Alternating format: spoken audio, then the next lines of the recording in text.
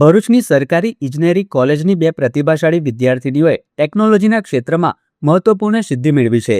વિદ્યાર્થીની કેજલ એન પટેલ અને કીર્તિ આર શુક્લાએ મળીને hybrid vertical take-off and landing VTOL aircraft સફળતાપૂર્વક વિકસાવ્યું છે. આ પ્રોજેક્ટને પ્રોફેસર વિશાલ દોશી અને AS પટેલ દ્વારા માર્ગદર્શન આપવામાં આવ્યું હતું.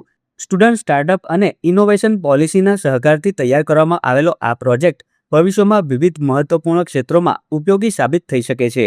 આ એરક્રાફ્ટમાં ફિક્સ્ડ વિંગ્સ ડિઝાઇન સાથે ડ્રોન જેવી વર્ટિકલ ટેક ઓફ અને લેન્ડિંગ ક્ષમતા આપવામાં આવી છે. તેથી પરંપરાગત રનવેની જરૂરિયાત વિના બિલ્ડિંગની છત અથવા નાના વિસ્તારમાંથી પણ તેનો ઉપયોગ શક્ય બને છે. વિશેષતા તરીકે આ એરક્રાફ્ટમાં ડ્યુઅલ પ્રોપલ્શન સિસ્ટમનો ઉપયોગ કરવામાં આવ્યો છે, જેમાં ઇલેક્ટ્રિક તેમજ ગેસ પાવર બંનેનો સમાવેશ થાય છે. આ ટેકનોલોજીના કારણે એરક્રાફ્ટ લગભગ 5 કલાક સુધી સતત ઉડાન ભરી શકે છે અને લગભગ 30 કિલોમીટર સુધીની ઓપરેશનલ રેન્જ ધરાવે છે. ઉપરાંત તેમાં લગભગ 3 કિલોગ્રામ સુધી પેલોડ ક્ષમતા પણ છે.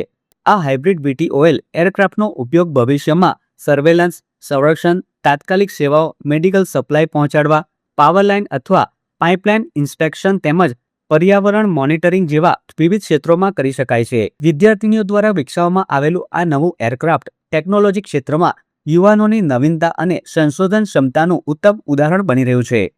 SSIP ગ્રાન્ટ માટે અમે એપ્લાય કર્યું હતું અને SSIP ગ્રાન્ટમાંથી અમને 2,50,000 મળ્યા હતા અને આ વિશાલ દોશી સરના સપોર્ટ અને સ્નેહલ સરના ગાઈડન્સથી અમે પ્રોજેક્ટ બનાવવાનું સ્ટાર્ટ કર્યું હતું અને આ પ્રોજેક્ટ બનાવતા અમને 1 વર્ષ જેટલું થયું અને આ પ્રોજેક્ટ બનાવવા માટે પહેલાં અમે ડિઝાઇન સિલેક્શન, ફ્રેમ સિલેક્શન અને મોટર સિલેક્શન, બેટરી સિલેક્શન અને ફ્લાઇટ કંટ્રોલર અને પ્રોગ્રામિંગ, એસેમ્બલી બધું કરીને પ્રોજેક્ટ બનાવ્યો છે અને આમનું મટીરિયલ થર્મોકોલનું છે ટોટલી અને બાકીના પાર્ટ્સ અમે 3D પ્રિન્ટરથી પ્રિન્ટ કર્યા હતા અને આ આની ડ્રોનની રેન્જ 30 કિલોમીટરની છે. એનો પેલોડ કેપેસિટી 3 kgની છે અને 2 કિલોમીટર ઉપર સુધી ફ્લાય કરી શકે છે અને એની ટોટલ રેન્જ 30 કિલોમીટર છે અને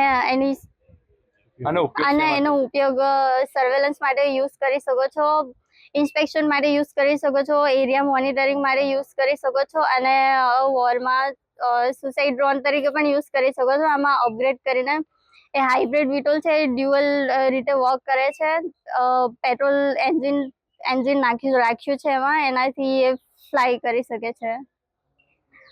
આ ડ્રોનનો ઉપયોગ એટલો જબરજસ્ત છે કે જ્યાં માણસ ના પહોંચી શકે ત્યાં પહોંચી જાય. દાખલા તરીકે ટ્રાન્સમિશન લાઇન ઉપર છે તો માણસ કઈ રીતે જશે, આટલા હાઈ વોલ્ટેજની છે કઈ રીતે જશે, તો આ ડ્રોન ત્યાં જઈને જોઈ આવશે શું પ્રોબ્લેમ છે અને તરત જ ઇન્ફોર્મ કરશે.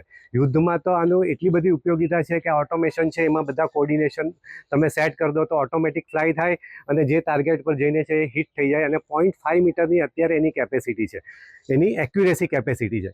પણ આપણે GPS હજી જો પ્રિસાઇઝ રાખીએ તો 0.5 સેન્ટીમીટર એટલે કે અડધા સેન્ટીમીટરની રેન્જમાં પણ એ સીધું ટાર્ગેટને હિટ કરી શકશે. 30 કિલોમીટરની રેન્જમાં જઈ શકે છે. 1 કિલોમીટર છે પણ એને અપગ્રેડ કરીને અમે 2 કિલોમીટર સુધી પણ ઉપર લઈ જઈ શકીએ છીએ. તો આ જબરજસ્ત ડ્રોન છે અને ભરૂચ જેવા સિટીમાં બે છોકરીઓ, મહિલા દિવસ હમણાં જ ગયો અને આ છોકરીઓએ આજે જ એ લોન્ચ કર્યું અને અમે પેટન્ટ બી ફાઇલ કરી દીધી છે. ઇસરોના પણ સંપર્કમાં છે અમે, એરફોર્સના પણ સંપર્કમાં છે અમે, અને આ પેટન્ટ પણ અમને ગ્રાન્ટ થઈ જશે એવી શક્યતા છે. તો આના માટે હું બધાનો આભાર માનું છું, આ બંને છોકરીઓ અને આ ગાઈડ સ્નેહલ સર અને આખી ટીમ GEC ભરૂચ, અમારા આચાર્યશ્રી અને અમારા બધા સ્ટાફ મિત્રો અને મીડિયા મિત્રોનો સૌનો આભાર વ્યક્ત કરું. Thank you very much.